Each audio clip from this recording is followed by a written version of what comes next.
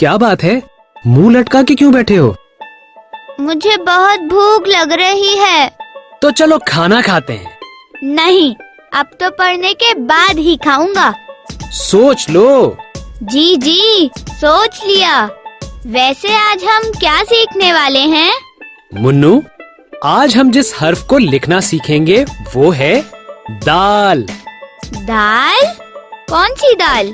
मसूर की दाल या चने की दाल? ओहो, इसीलिए कह रहा था पहले खाना खा लो। अरे भाई, आज हम दाल लिखना सीखेंगे।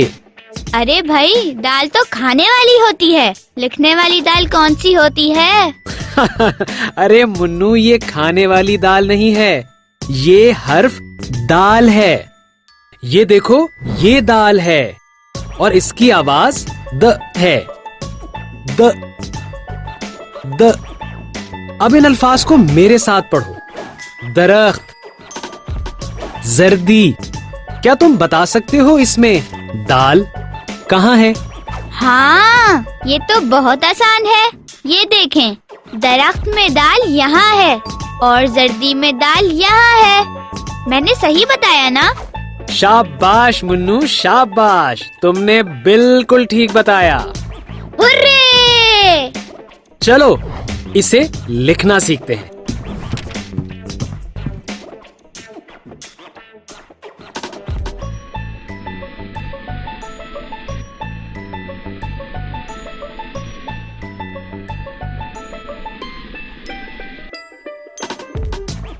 ये तो मैंने जल्दी से सीख लिया, बहुत आसान था। लेकिन मैं इसकी प्रैक्टिस करूँगा।